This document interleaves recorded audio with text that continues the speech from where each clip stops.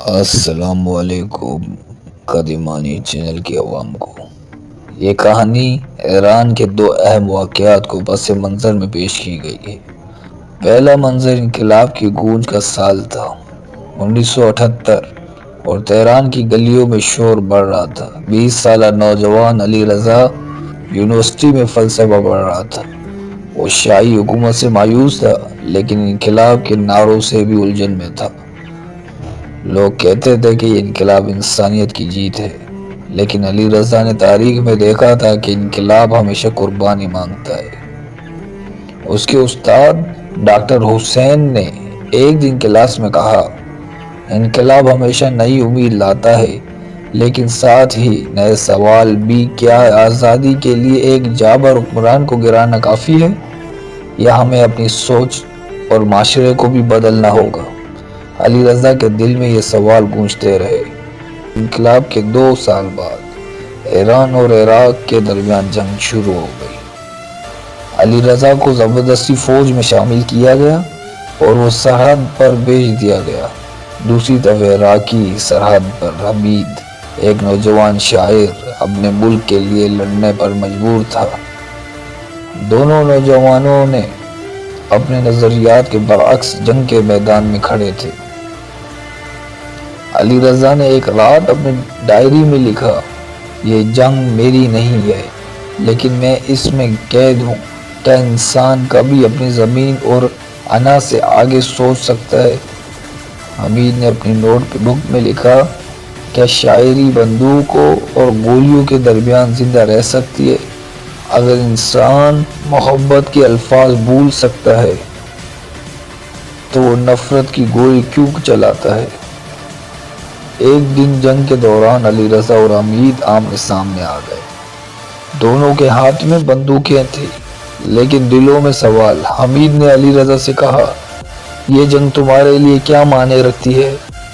علی رضا نے کہا، یہ ایک بندوق کی گولی ہے جو انسان کے دل میں داغی جا رہی ہے۔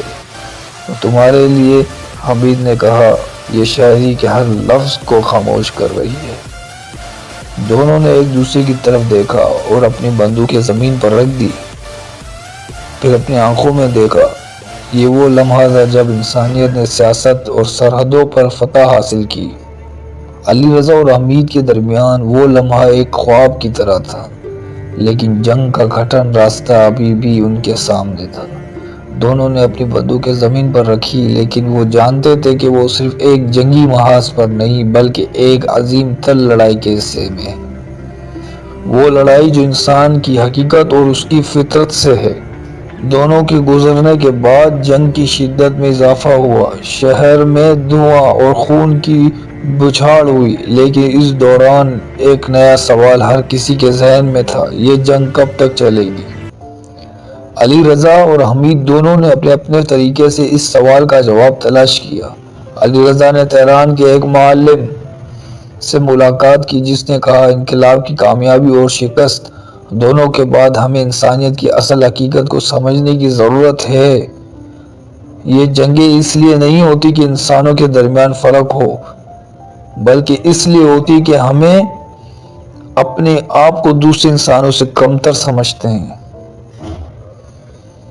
حمید نے بغداد کے ایک شاعر سے سنا جو کہہ رہا تھا کہ اگر ہم جنگوں کو جیتنے کے بجائے دلوں کو جیتے تو شاید دنیا میں کوئی نہ رہے۔ چند ماہ بعد جب ایران عراق کے درمیان جنگ کے اختتام ہوا، دونوں ممالک میں تباہی کا سامنا تھا، لیکن ایک عجیب سی تبدیلی شروع ہو چکی تھی۔ علی رضا نے تہران واپس آ کر ایک ایسا پرانے دوست سے، فاطمہ سے ملاقات کی۔ فاطمہ نے کہا، تمہیں کیا لگتا ہے، کیا ہم واقعی آزاد ہو چکے ہیں؟